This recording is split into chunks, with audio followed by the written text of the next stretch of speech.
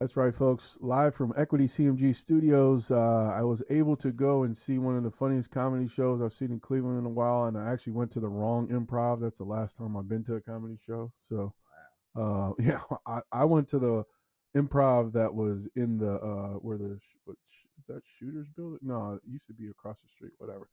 But I have two of my friends. I'll let them kind of introduce themselves, and I can kind of go through their accolades. My man Marlan is in the building, and my man Lavar. I'll let you kick it off, Marlan, and kind of tell them your thing, and then we'll go into the. This is Marlan Ballard, fresh out of Lorraine, Ohio, in Atlanta now, doing stand-up comedy. I work with R&B artists. I also, write for a couple cats, and still touring as a comedian while working at 95. So here we are. You ain't the only one. Shit. That's right. And my name is Lavar Walker, comedian extraordinaire. Practice pharmacy while being a comedian, a writer. I've been a WGA. I'm also SAG after. I'm on a show on Hulu. I've been on Netflix. I've been on Showtime. I've been on everything. And now I'm here in Cleveland. Now we're in the land at the improv. The land, baby. We're in the land. You hear me? So we were kind of going through like all things related to like I guess your career and stuff like that. And I guess the most impressive part to me specifically, pertaining to Lavar is you have a PhD in pharmaceuticals, right? Well, actually, it's a doctorate degree in pharmacy. Got it's it. A PharmD. Got it. Yeah, I have a PharmD degree. So the PharmD degree, what like you're kind of taking me through like what made you go that route, and then all of a sudden you're like, "Fuck it, I'm gonna do comedy." You know what I'm saying? Well, I was funny my whole life. I just never thought that entertainment was the viable option to survive. So business. I never believed in entertainment. I didn't. I guess the way I looked at it, like even though I was always funny and shit, I was like, that's just some lucky motherfucker that got on. I didn't think that I could make a living or do well. And I was just around a lot of bum ass comics that wasn't getting no money. And then I was just living in fear of, taking that leap. Yeah, hell yeah, man. Because these guys was living horror shows, horror stories. But, maybe in the past year or so, I just started to believe myself because what ended up happening was my regrets started to grow bigger than my fears. So I just went to the point of like, I much rather just fuck it. If I go to zero, fuck it. I have a great story to tell. You know what I'm saying? Oh yeah, so absolutely. It was just that's really what kind of pushed me off the porch. So it kind of sounds like your comedy career has kind of been your whole life, more or less. Without a doubt. Yeah, without a doubt. So, but in 2012, you run some type of like competition, and then it sounds like you went on tour with like Shaquille O'Neal, and he was co-signing and stuff like that. Yeah. And then I was still going to work. Yeah, I was winning all that shit. Still like fuck this, I'm going back to work. I won Miller Lite, Kevin Hart crying laughing, won the money and shit. I was in Vegas, man. I was back at work Monday. Yeah, like nothing happened. That was like me when I was DJing, and I was DJing. I mean, I literally would leave the club at 4 a.m. and then I would go underwrite files at like 8:30 in the morning. But understandably so, you get addicted to like a consistent every 2-week check. Right. So even though I will win that money, I'm like, oh shit, this is my extra money. You know what I mean? But I need that check. Yeah. It's almost, you know what I mean? Like what they say, kill a man dreams, every 2-week check or something. It's a saying. 100%. Like, you know what I'm saying? So I'm still going back. I toured with the Plastic Cowboys. I was the first host of their tour. Still going back. I did Shaq All-Star Comedy Jam. We did 42 cities. Now I can't say that pharmacy, the way I was working as a pharmacist, I was working at PRN, which means as needed. So I wasn't full or part-time. I was just able to fill shifts, and then I could just go, kind of on the road and shit like that. Yeah, and I think the most impressive part to me was during your comedy show, like all you were talking about was like real shit that you've ran into when you're being that, and it's so interestingly funny because we've all been there where we saw that old guy that was walking out, like all that shit was just we were over there dying laughing. Like that shit was funny as fuck. Yeah, it's just the truth. It's just the truth, and I was going through. You know what I'm saying? Yeah. So we'll flip it over to my man Marlan. I look. He had a couple jokes about no. I say I'm from Cleveland until I meet a motherfucker from Cleveland, and they're like, oh shit, I'm actually from Lorraine. You know what I'm saying? I look at everybody as somebody that's toured and been in entertainment for so long, like in music. I just say Cleveland. You know, I grew up in super suburbs. You know, I can see if I was out in like Sandusky or Dayton, I'm like, yeah, Cleveland. I'm like, okay, that's really like you're pushing it. Right. But right, next county over. I'm like, you know what? And they gave me that because I walk around all day with Cleveland hats on when I'm right down home. So Indians, Cavs, Browns. Yeah. They're like, oh, Cleveland. Yeah. I'm like, fuck it. If it work, it work. Yeah, that's how it was when I was working with This Is 50 in Ozone Magazine. Like I always had some Cleveland shit on. But so Marlan, what took you out of Lorraine and like kind of like take us through your journey? Like I know that you were doing something with the Wayans Brothers, et cetera, et cetera. I'm not mistaken. You went to LA for a little bit. Like just kind of take us through like how you kind of spawned in your career, and then also some of the stuff that you're talking about, like during COVID, how you learned how to make money in the comedy business. From Lorraine, so pretty much I'm a military brat. So everywhere I went was a culture shock. So went from here to Maine, lived there for 3 years, and then moving from Maine, where I was probably the only black kid in my grade up there. See that if you've been to Maine. Straight to Memphis, Tennessee, where it's nothing but gold teeth, relatives of 3'6", and I like these kids is bad as fuck. So I come down there with Skechers on and jean jacket suits, and they looking at me like, "What the fuck you got on?" And they just tearing my ass up from the time I got off the bus to the time I got back on the bus. So you pretty much say I was heckled and bullied most of my time when I was out there. So in order to stop that, I'm like, I gotta get funny too, because these motherfuckers they about to be killing me every day. They gonna roast me every day at the lunch table. And that's great because comedy definitely comes from pain. Yeah. I was an ugly child, and I was often picked on as a child, and the kids would taunt and tease me, and I started getting laughs to get them off of me. This is really just a mechanism to survive, man. And that, I mean, the crazy part is like you can go that way, or you can go the Mike Tyson route where he just was knocking motherfuckers out. That was kind of my route, which is why I got in so much trouble. I don't know. You a big. It's a good point. You a big motherfucker though. But you know what? I was not. I was like, I didn't think about fight. I was not. General giant. Yeah, I was a general giant. Like, and people would just try you because you big. A bully is going to keep messing with you no matter how big you are. You know what I'm saying? I remember.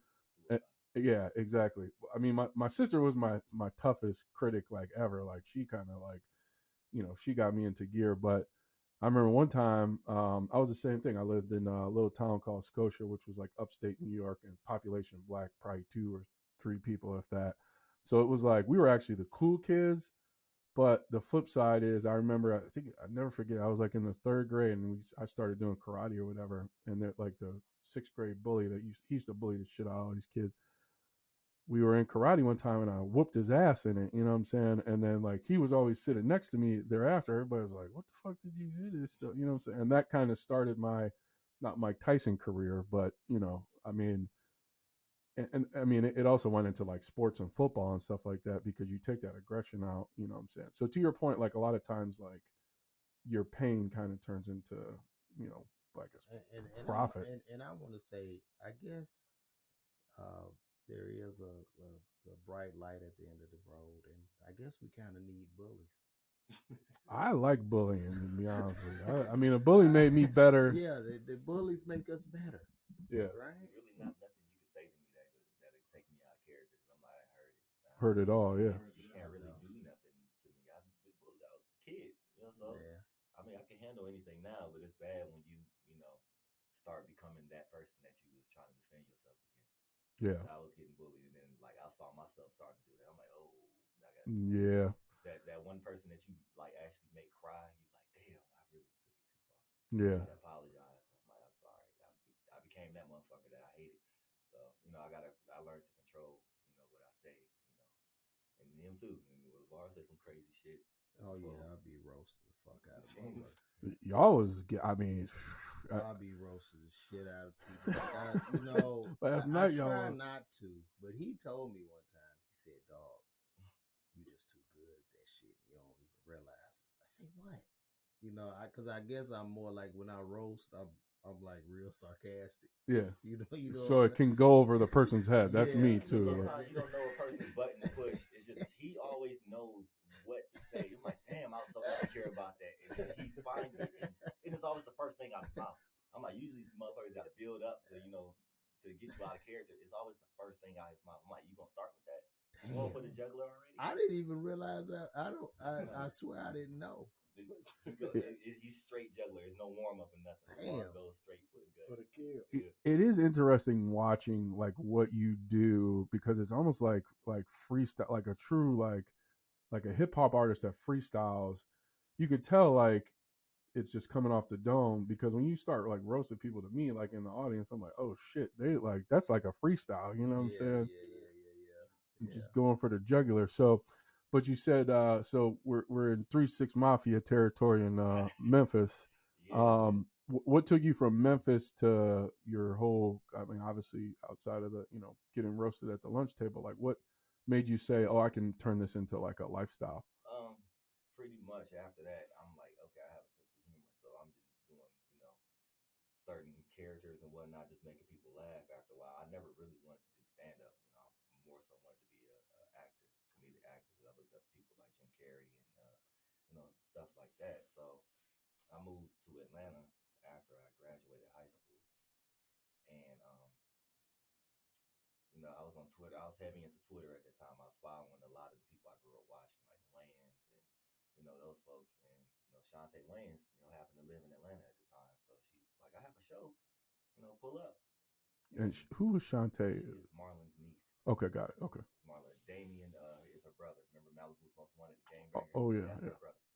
But she had a show, and I went, and ever since then, I had got bit by the bug. I kept going back to that club, going back, and she's like, "You funny, you should try to get on stage." And I'm nervous as shit. I'm like, I don't want to get up there because I'm watching people get booed, and what club I'm talking about? It was an Uptown Comedy Corner. Yeah, that motherfucker was woo. That was the guillotine, boy. At that time, I see motherfuckers go down in flames. I'm like, I don't want to do this. I don't want to do this. So I went up, and I still wake up in cold sweats from that shit. Did you go up on Tripping on Tuesday? Yeah, I did. Oh shit! Did you make it? No. Damn. No, I got it. They booed me so bad. But no, when I started at the original Uptown before that location, the Buckhead one, and they used to boo the fuck out of me. It's funny. I heard the stories of him, and it's not because he was bad. It's because they were just assholes. Yeah, I heard back in the day, Def Comedy Jam was like that. Where that I don't know if they were talking about how the Bernie Mac, where he said, "I ain't scared of you motherfuckers." That came out because the dude before him had gotten destroyed by the crowd. Mm-hmm. And Bernie just had the chops to make the motherfuckers come out. Hey, you gonna laugh at this? Yeah, because we came up. I mean, the way I came up, man, it was just fucking. It was hard, bro. Like, yeah, and you were from the south side of Chicago. Like when did you move to the A to say? Well, I left home in 19. 18? I went to Xavier. Okay, so, yeah, college, yeah. And I only did pharmacy, so the program is a 6-year program. I never had a regular degree. Got it. Okay. So it's 2 years of undergrad, 4 years of pharmacy school. But I fell behind because I failed biochemistry 1 year. And it pushed me to 7 years. So, and then after I moved to Atlanta was magical. I saw all these black people successful. I'd never seen no shit like that. Yeah, Atlanta and Maryland. I mean, a lot of people. There's like whole black neighborhoods that are $1 million properties. And Maryland is really where the wealthy blacks are. And Yeah. Atlanta is more so kind of a front a little bit. I mean, Damn. there's some money there, but it's still a little bit of a, you know what I'm saying? But Maryland got it. Yeah, long money. Yeah, long money in Maryland. Long money. So, Marlan, obviously you had the ties to the Wayans Brothers and all that good stuff. So, have you been in Atlanta the whole time, or did you ever like? I started in Atlanta, still there. Started down Gotcha.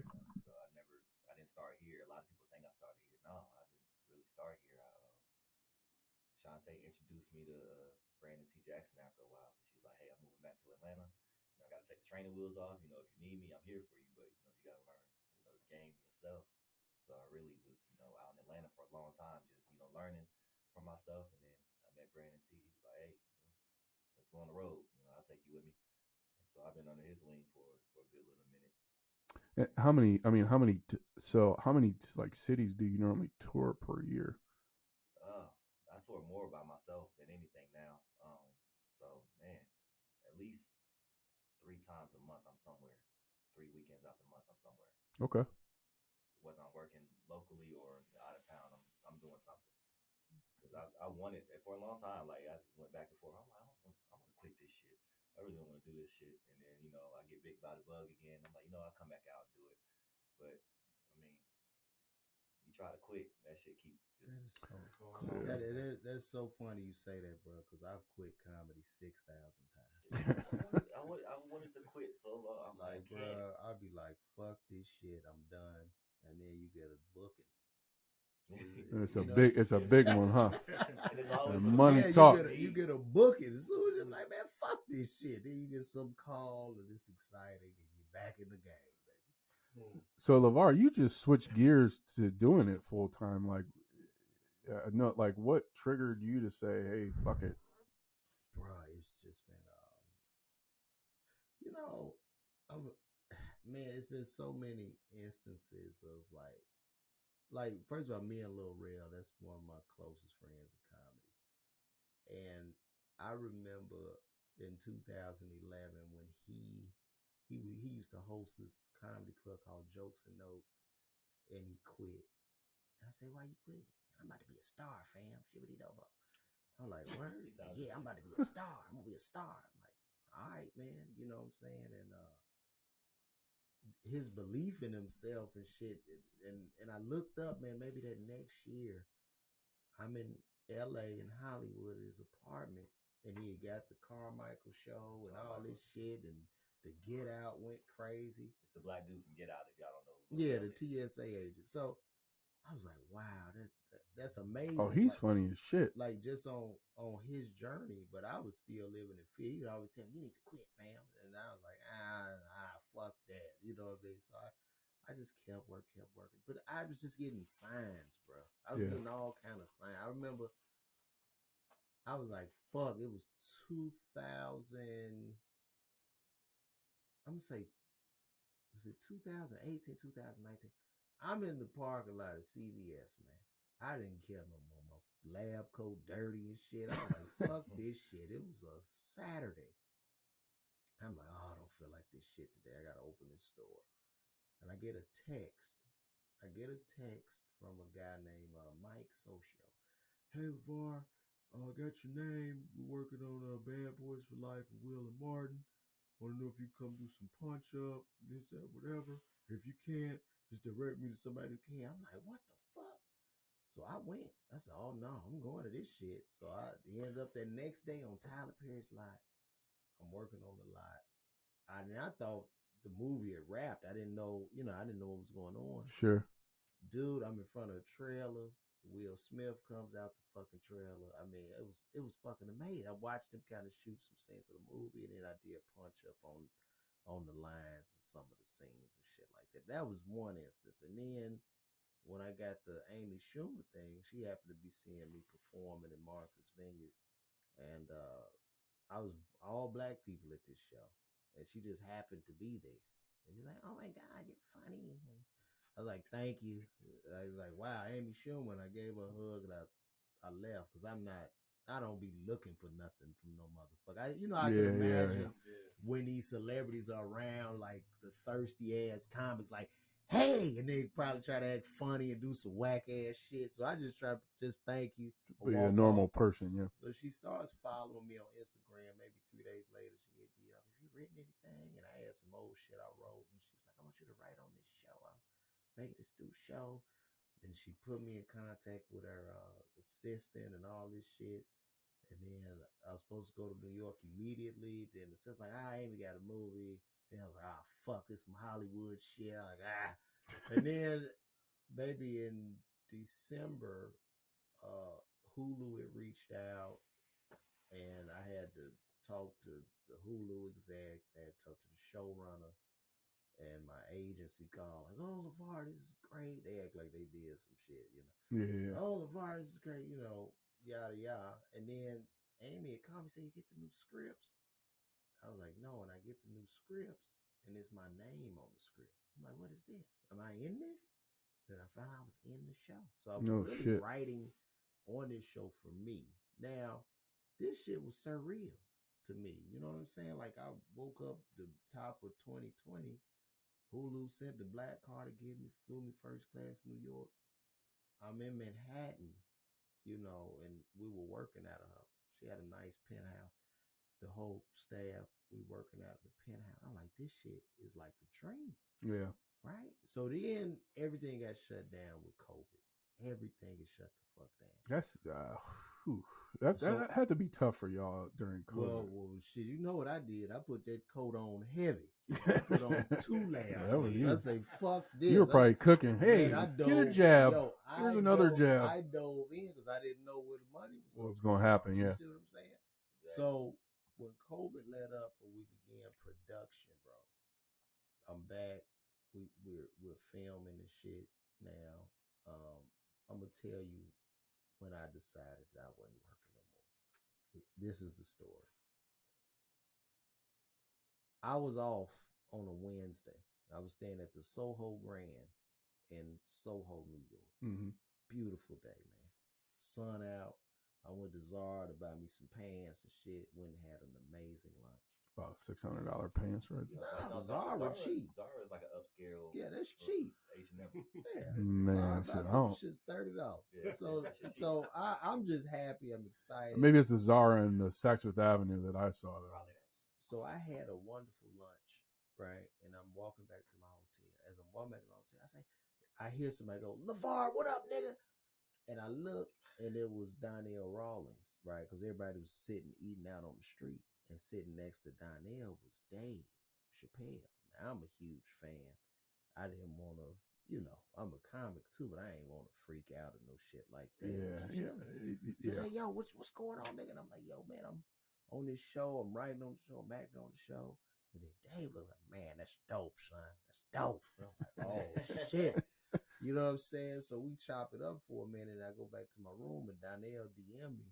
He's like, man, congratulations. And then I say, yo, you doing some time? Why you here? You gonna get on stage? He's like, yeah, man, I'll be at the stands. I say no more. So I get the big black Uber X. I have me a little money. I go to the fucking stand, see a couple comics. I didn't see Donnell at first. I'm texting him. I don't see him, no response. I'm talking, but I'm starting to see people going to the bottom of the stand, but they got wristbands on. I didn't have a wristband. So I said, fuck it, I'm going to go down here and see what the fuck going on. So I go down.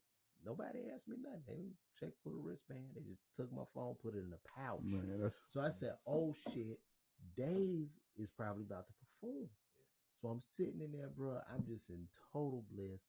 I see Donnell appear. The show begins. His DJ start rocking out. Donnell start hosting the show. First comedian to go was Michelle Wolf. The second comedian was Jon Stewart. The third comedian, Marlon Wayans. The fourth comedian was Chris Rock. Now, damn, that was heat on that show. Chris Rock was on, and there was only like 100 people in this room. And mind you, even before this is how magical this day was. Like, I'm talking to a guy is kind of dimly lit in the basement, in the bottom of this thing. The dude had like a hoodie on. So I'm talking to this guy for about 10, 15 minutes. The motherfucker gets up. I look up at him. It was Questlove. I'm like, oh shit. Wow. So I'm getting some heat faded. in that room. I'm ordering drinks, these Rick James drinks. Chris Rock was on stage. What goes into a Rick James drink? It's called a Rick. That shit had me nice. Do you hear me? It had to be if he got Rick James fucked up. So I'm sipping or whatever. So I go upstairs by Chris Rock on stage, and I see Michael Shea. Michael Shea cool with me. He's like, what up, Lavar? You know, we chopped it up. You want something to drink? So we get something to drink up there. I said, yo, man, I'm going to go down so I can check out Dave. Now, when I walk downstairs, I'm in this corridor, and then Dave appears, and he sees me, and he goes, congratulations for everything you got going on. And what's your name again? I want to look you up. And I dapped him, and he went and he does 2 hours, and the show lets out, and I'm just in the midst of greatness, and I'm not supposed to be there. And I said, this is God talking. Yeah. In that moment, I said, I ain't going back to work. I said, I don't know what's going to happen. I don't know if I will never make another dime. But I said, I ain't going back. And then that next day, I'm on set filming for the show with my lab coat in the pharmacy with Amy Schumer, man. I said, I can't go back to work. I said, this shit ain't real. And that was it. And it's working out. And I'm glad you kind of punched a lot of points in there on like, so I know the music side of where the money's at in terms of writing and production, but like take us through like, how do you get those writing? Is it just kind of like, it sounds like it's kind of spontaneous for you both, like where they just kind of say, hey, I like this guy's work, let's get him on the show? Or is there like a guild that pushes you in front? I mean, for me getting into the WGA, that shit was kind of like a fluke. I never planned to be in the WGA. I mean, that shit just happened because when I did the punch up on Bad Boyz. Did you have to be a part of? Yeah, they put me in that shit because it's such a major film. So that put me in the WGA. And then I guess I still would have been in it too from writing on the show. Right. But in comedy, to make your money, it's various ways. You can make the money from, going out, doing club dates, selling tickets, merchandise. You can do a podcast. You can monetize your Facebook, your YouTube pages. And you can also be a writer, showrunner. So there are a lot of different ways to monetize being a comic, like the business of comedy. So, yeah, that's dope. So that was quite the story. I mean, I couldn't imagine being in that environment. I shouldn't have been there. I would have been like, holy shit. I said, why am I here? And it was God, man. God was like, nigga, I'm telling you, you gonna listen to me. Yeah. And that's why when I go in the pharmacy, my chest would hurt. Because God's like, nigga, you gonna do what I tell you to do. I'm hurting. I'm in pain, Lord. And he's like, nigga, you gonna listen to me. You know what I mean? So it's faith. It's belief and believing in self. That's one of the main. You gotta believe in yourself, man. You got to, dog. And I've also heard I was watching a special where Joe Torre started, what was it, the comedy club in LA or whatever, that was like Fat Tuesdays, yeah. And he was talking about like it wasn't no black comics doing anything really until that kind of took off. But I guess the part he was talking about was like, I guess finding the avenue on, how you get there versus like the younger generation. Now they feel like it's like you can just go on Instagram or you can go on TikTok and then something goes viral. That's where it's at for them. In that current age.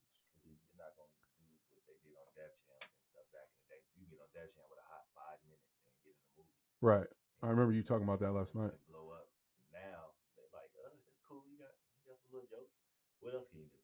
Right. You ain't about to just make it all. Well, we got to understand that in this digital age, there's a scarcity for attention because you have so many different sites. You got apps, you got television shows. Yeah, it's almost like too much. It's all competing for the attention. So for artists now, you have to develop your own fan base. You have to build that fan base, right. And you have to be rather consistent over all platforms to keep them with you. You got to keep working. Yeah. Those days are gone. You're not gonna just go on Carson or no fucking Def Jam or none of these and then shows. It just kind of takes It's not off. gonna happen. Yeah.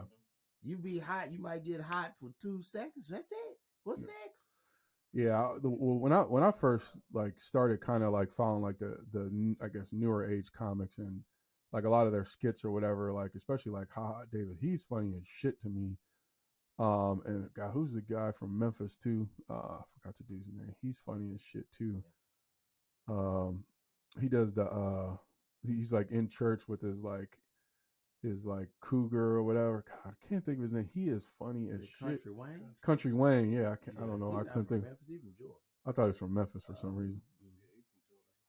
Yeah, he's funny as shit to me. But it's a couple of these guys that are funny. That like they be doing the skits and everything, and then I see them. And they've been able to take it and run with it, which is great. You know what I'm saying? Like, but I guess my question to you guys are they actually? I haven't been to one of their shows. Are they like? How do you transition?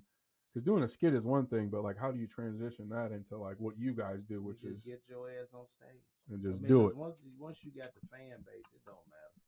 It don't matter. You get up there and be silent for an hour. Yeah, you get shit on stage. They don't give a fuck. It doesn't matter. The fans, they just come for the picture after the show. Want that picture. They want to see. They want to be in the presence of greatness. Like it doesn't. You know what I'm saying? It's a different game, bro. And even for me, like I've had to adapt to that shit because I didn't really want to do a lot of IG shit and all that in the beginning. But I said, shit. I look at them. I mean, I die. Yeah. I don't. You'll be a fucking dinosaur if you don't. Like I had to adapt and pivot. Shit, you can't just sit up and be mad at the game. You got to join in and play.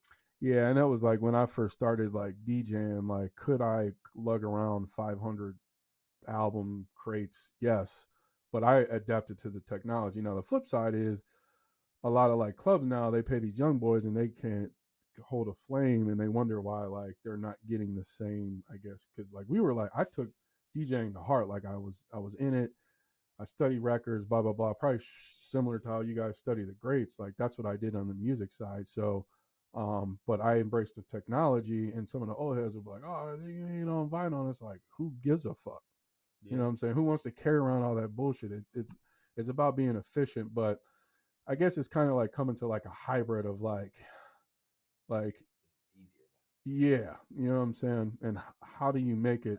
I mean, you have to, I think as an artist, you can sometimes, you know, it's the artist side of this, and then there's the business side, right? Right. You want to find that sweet spot in the middle where you remain totally objective and you don't allow your ego to impede on your further progress. Right. You see what I'm saying? So, you know, you dealing with consumers, right? Consumers deal off of the easiest way to get to you. You need to be in their pocket. They don't give a fuck. There's no consumer going, I'm not watching that Instagram video because that's not a real comic. Like nobody's doing. Like you. Nah, that's what I mean. I'm not. You know what I'm saying? So it's just you have to evolve with the times, or you become irrelevant. You go extinct. There's that, and then you also it's who you hang around and who you put yourself in front of. Because I mean, for a long time, you know, when I first started, I'm like, I got to be funny for my people. I got to, you know, I was just hitting, you know, urban stuff, you know. Yeah. And later on, I'm like, man, checks bouncing. I'm tired of this shit, you know, hanging around all that negativity. I started going messing with life. I'm going to the punchlines. I'm going to, you know, the improvs and stuff, and I'm opening myself up to a wider audience than just doing, you know, a certain type of criteria. So I can literally get in front of Lavar too. I can get in front of a redneck crowd. I can get in front of an Asian crowd, which is, I'm sure, not easy. No, you gotta have that crossover. Man. Yeah, you gotta. I mean, it's the same thing with DJing. That was not easy. You gotta have that material. Yeah, you gotta have that crossover because you can't get in front of an all white crowd. And get in there. Y'all watch Love and Hip Hop last night? I'm like, they don't watch this shit.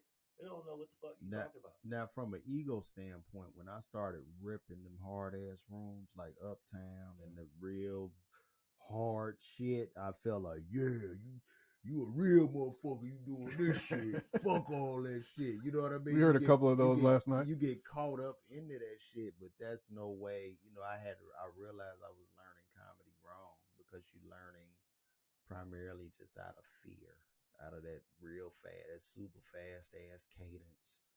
And come out swinging. Yeah. From a certain crowd. Hey, what's going on, y'all? You be with a bitch, you fucking that hoe. Like, you know what I'm saying? You just you going super fast. You're not no like, real thoughts. Be funny in 2 seconds, or they're gonna boo your ass. Yeah. You don't want that. Yeah. You don't want that. Def Comedy Jam. Them comics in the back, you like, they can't wait for you to do bad. Yeah, so you up there like you don't realize it, but you on stage like an abused pit bull puppy. Like you fucked up. Abused pit bull puppy.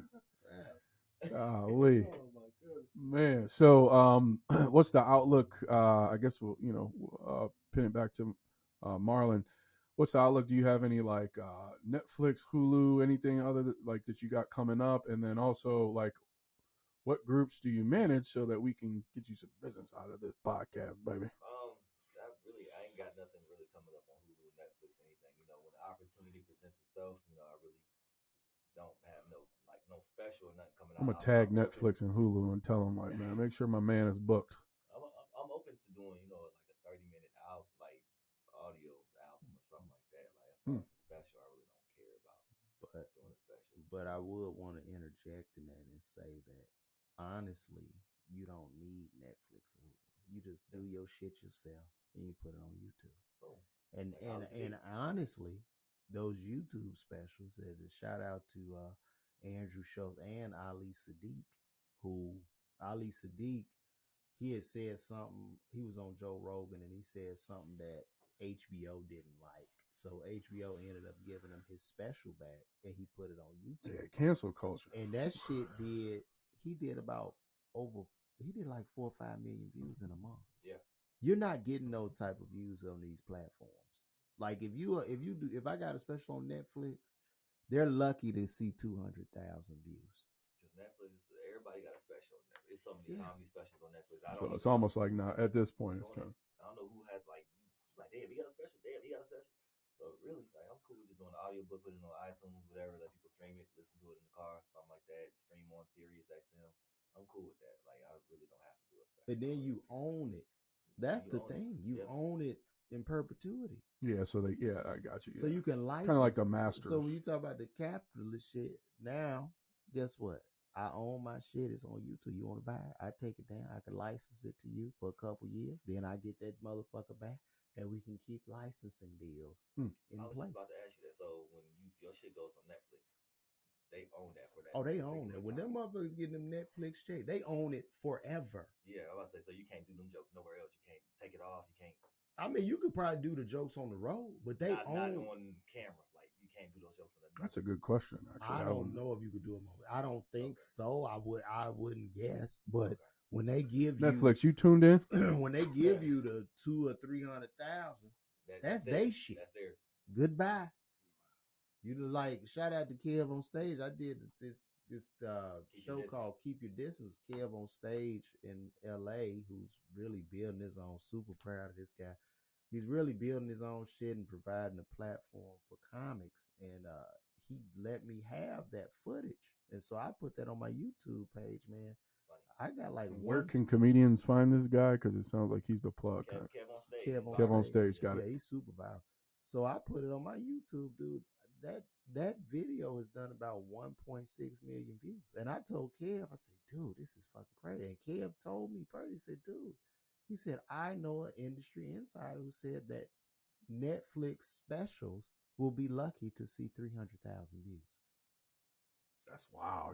That's just crazy. You would think that it's just so much more, but it's not. No. And they're cutting crazy checks. Andrew Schultz threw his shit up because Netflix, I guess he had a Netflix streamer that he never mentioned the streamer.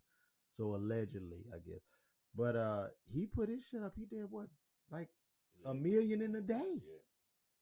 In a day. Nobody's seeing them kind of numbers. So Netflix, they just giving you a check, but ownership. So you call this capitalism. You want to own that shit. That's what this whole podcast is about. Fuck a check. People still looking at Netflix like, yo, everybody got this, it's at home. They can watch me on it. I'm like, Bro, YouTube is the only I could. thing that's still YouTube. Like, there's no YouTube competitors like that. YouTube has been around for how long? Right. And what else would the even and another dominates. and another great thing about putting your special on YouTube, guess what you get? You get all the analytics and data. Yeah. Netflix not giving They're you no not giving fucking you shit. No. How many people watch Really? your special? That's none of your business. We own you now. Yeah. Maybe that's why. And that's what Monique wasn't going for. No, she No. getting a special. She doing it. Yes. Yeah, she doing it. This is what she wanted. She wanted. Well, I don't like with that whole Monique thing. Yeah, what happened with the Monique situation? Well, to me, I'm like, listen, for her to demand that type of money, it was absurd.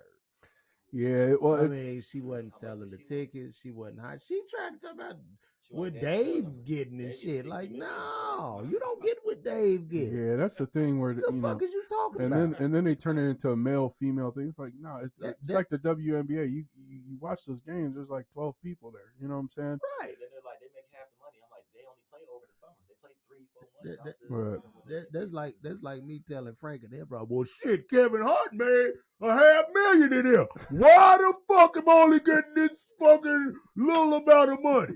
That's not fair. We do the same thing. Get the fuck out of here. I couldn't tell with the whole Monique situation, but you could tell that she was like definitely trying to say it's because like I'm a female comedian, blah blah blah. And my thing is like, if it's true, it should be out there. I work in sales now, obviously I own a mortgage company, so everybody gets paid the same. It's just what you put in. But like I said, I hate the argument where people are like, we're that situation, and they say, oh, it's because of X, Y, and Z. And it's like, no, you're just not as funny as the competition is. It's not even necessarily about being funny, but you might not be as relevant. You might not be able to draw the tickets and put the asses in the seats. That's all this shit comes down to. Right. You know what I'm saying? They want to keep the lights on at these establishments. That's like, it. We want to sell our food. We want people. Exactly. The junk food that y'all be eating on, you have to eat them. So the value of me as a comedian in my career is fan base, the fan base that I have. You know what I mean? That's the value. That's where you grow your equity. Who gonna come see you? Pretty much. Who comes see? Yeah, you funny as shit, but if you can't sell but one ticket.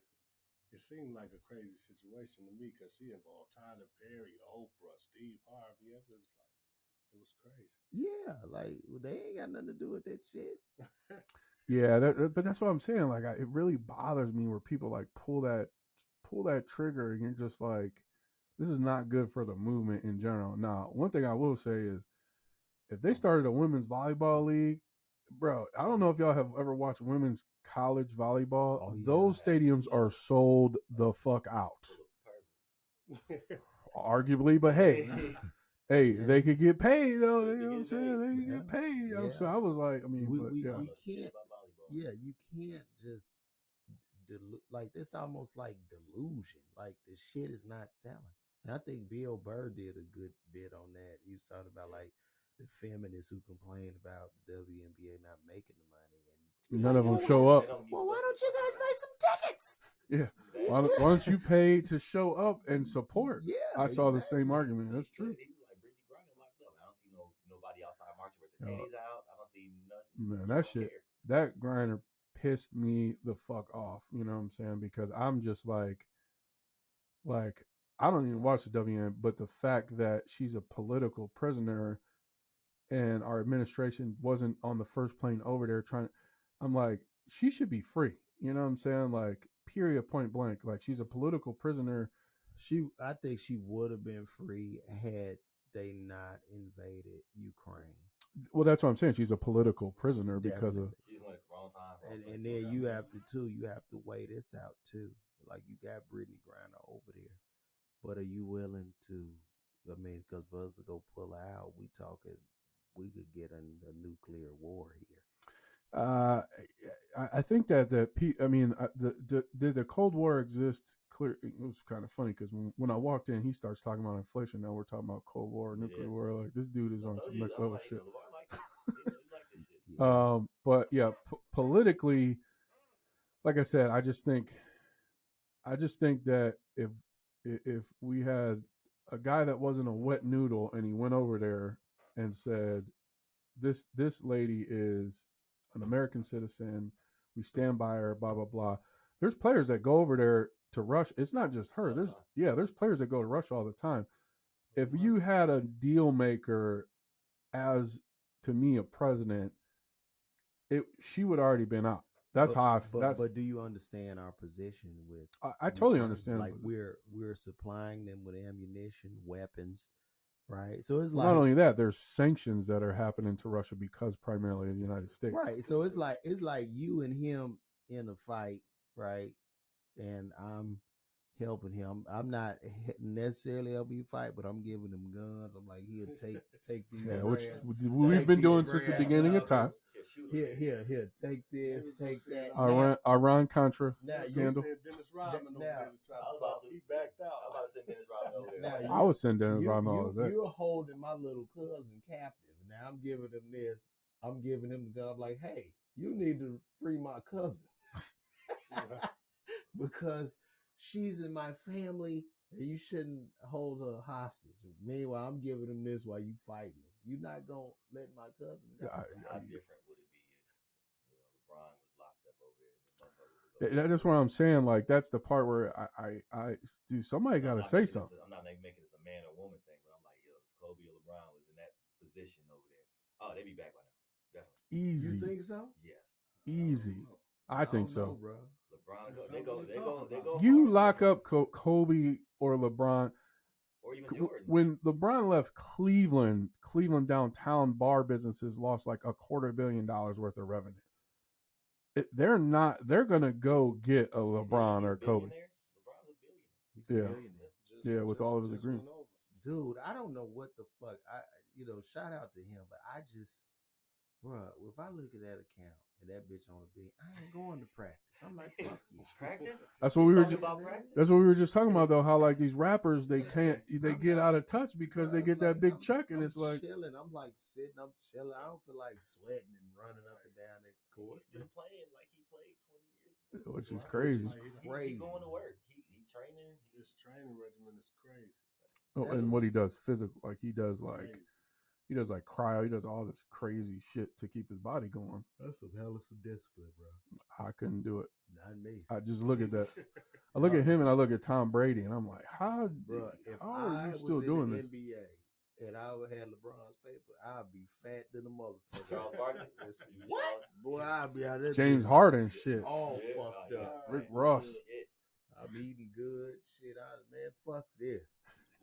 And anytime they say, well, LeBron, you're losing, fuck you. I'm a billionaire. I'll be eating a sandwich. I'll be eating a sandwich at the press conference. Yeah, fuck you. Oh, shit. That's hilarious. Who's the last? I mean, I know Mike got to be. Mike is a billionaire. Oh, Mike is a billionaire. Easy. Come on. So is LeBron the first billionaire since Mike? Yeah, it had to be. I couldn't see any other athlete other than, so we do forget that soccer worldwide is a big thing. Yeah. So there's some soccer players. I'm pretty sure Cristiano Ronaldo is pretty close. Who is the face of the league after LeBron leaves? That's a good question. Where is the league going? Face of the league? I mean, who will be Steph, like the main guy? Steph, maybe Kevin Durant. The Steph thing. And I love Steph when he was in college, but he just needs such a supporting staff. Don't get me wrong. I think he's got like the eye of the tiger when it comes to winning, which I don't think that LeBron always has. I think that if you give LeBron the shot, he may not make it, whereas Steph will. Yeah. But I just can't see Steph Curry being because you just have such a support. You've had such a supporting staff. I think LeBron is athletically superior to most, but I think LeBron is just a nice guy, man. He is a nice guy, and he does a lot for Northeast Ohio. He doesn't really. He's just a nice dude. He let all his people eat. He doesn't really have it. Like Michael Jordan was a fucking psychopath. He was. You understand? What's that 30 for 30? Like he's like this dude is a fucking maniac. People don't talk about Mike was the greatest basketball player that we've ever seen, but at what cost?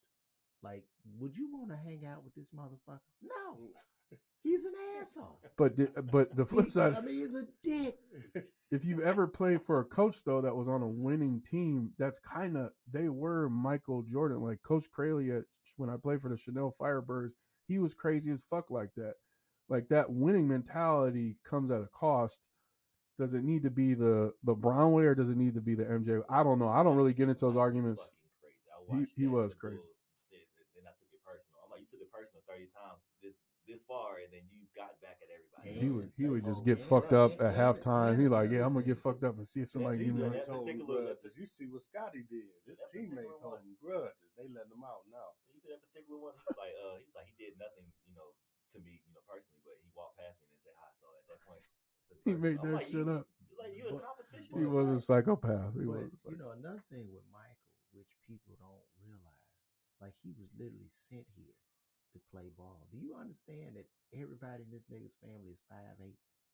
Everybody. Yeah. And his older brother used to dog the shit out of him on the basketball court his too. His daddy used to shit on him.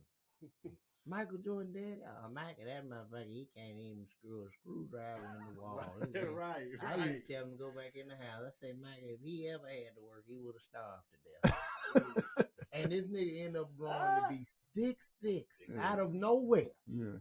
Out of nowhere. Hey, but we were talking about like a lot of times like bullies created. Like, he got bullied. You know what I'm saying? He went home crying because he got cut, and then he just turned into a fucking animal. Before he got cut, I think his daddy told him to go back into the house. That's what I'm saying. His old man bullied him, and that's at that point. That's what he had.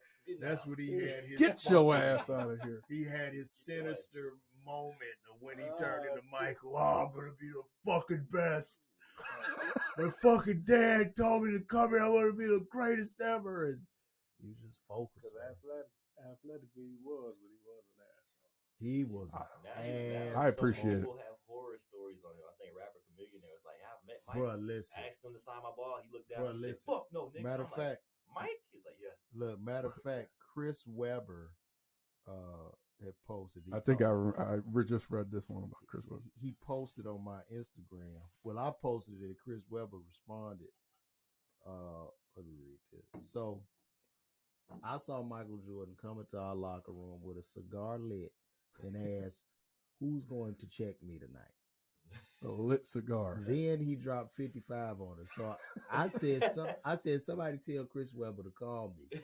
So Chris Webber responds. He said, man, he gave us the business. He was actually sitting on the hood of his Ferrari inside of the arena smoking a stogie. Then his ass gonna ask us this as we got off the bus. So the nigga, so you getting on the bus in the arena. Who gonna check me? This nigga sitting on the hood of the Ferrari. He said, then his ass asked us as we got off the bus like he was our funny. daddy. Like he was our daddy or something. Who checking me tonight?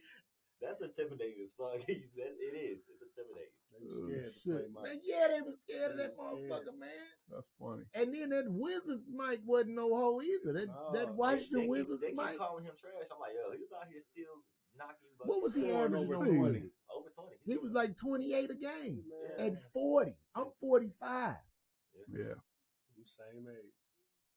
And I feel it. Wizards Mike was still out here killing.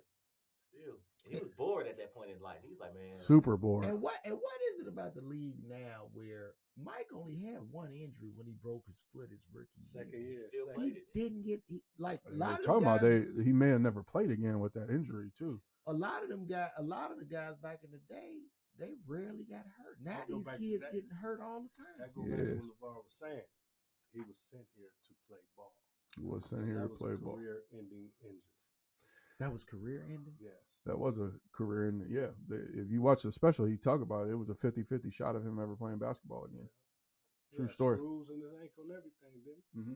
That's crazy. Yeah. He said he was playing in a pair of ones and he took his shoe off and his blood dripping through it. Yep. They didn't give him the right size. He played the full game in the wrong size. And didn't want to come out the game. He was like, nah, leave me in. Competitor. New York, wasn't it? Yeah. That was a guard game. That's some feet like, bleeding. That's some ball shit. I give him. I'm like, yo, you ballsy, bro. He love that shit. How y'all feel about his son dating Scotty ex-wife? I think that's hilarious. Don't you think that's bogus though? That's Scotty was talking crazy in his interview, so I'm like, yo, I can't wait to see what he got to say. He kind of bring it on himself, like, oh, you talking shit about my dad? All right, in the future, kind of. I think Phil Jackson was racist, but you ain't hear it from me. Ask Mike, let me out of this shit. They said they'll never be friends again. They went at Scotty.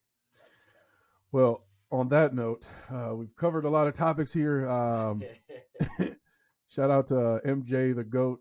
Shout out to LeBron James. Shout out to Clutch Sports. We really, the LeBron MJ thing to me is kind of a moot point. You know what I'm saying? Because like you said, he's literally the face of the NBA. But I mean, we will never see another Michael Jordan. That's like I agree. We'll never see another Michael Jackson. I agree. Never see another Mike Tyson. I agree. Mike the GOAT hangs in my wall in my office. And then even like Jordan is not to be compared. Jordan is a standard. He's a measurement. You can't. Ain't nobody gonna top what the fuck Mike did. It's impossible. I agree. He elevated the league, bro. He built it so these motherfuckers can make all this money, bro. He did. So on his shoulders. But on that note, reaching that hour mark, I gotta run up out of here. I know you guys are super busy. Check them tonight. If you're in Cleveland, it is October 1st. I'm gonna try to get this podcast up right away. They will be at the Improv. And any other shout outs you guys want? Drop IGs. Oh yeah. Marlan Comedy, MARLAN Comedy on everything, Twitter, IG, Facebook, whatever you want to be on. And you guys can follow me at Lavar Walker. That's LAVAR Walker. And that's on everything. Every fucking page. You heard it here first, young comedians. Hopefully you tune into this one. Once again, Equity CMG Studios. Appreciate you guys coming in, and make sure you check them out. Appreciate my man Tim for putting this all together. Yeah. God bless.